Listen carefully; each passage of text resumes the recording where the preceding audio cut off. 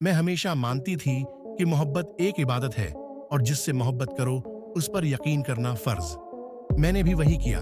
जिससे दिल लगा उसे खुदा की रिजा समझ लिया। मेरी शादी आम लड़कियों की तरह ख्वाबों से सजी हुई थी। लाल जोड़ा, खुशियों की चमक, दिल में एक नरमी, एक उम्मीद कि अब मेरी जिंदगी मुकम्मल होने वाली है। अहमद मेरा शौहर, मेरा हमसफर, मेरे ख्वाबों का मरकज।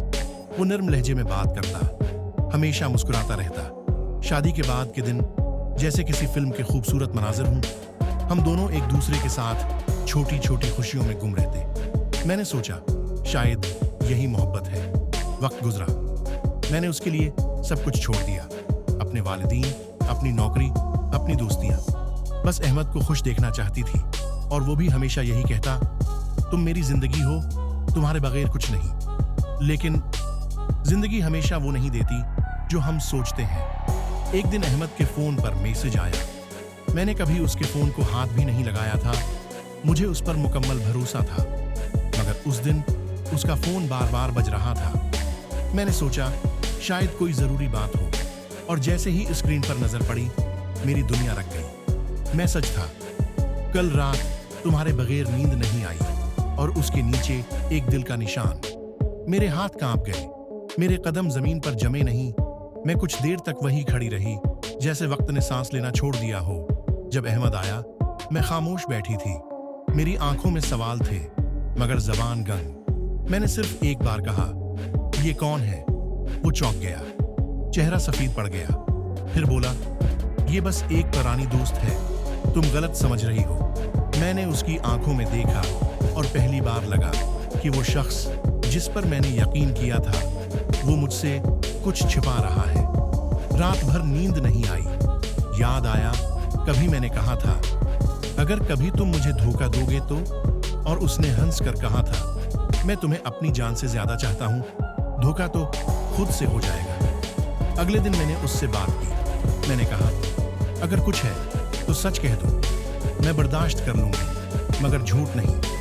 अहमद ने सिर झुका लिया, चंद लम्हे खामोश रहा, फिर आहिस्ता से बोला, हाँ मैं गलती कर बैठा हूँ। मेरा दिल जैसे किसी ने मुट्ठी में जकड़ लिया हो। मैंने कुछ नहीं कहा, सिर्फ आंखों से आंसू बह गए। मैंने पूछा, क्या वो मुझसे ज्यादा अहम है?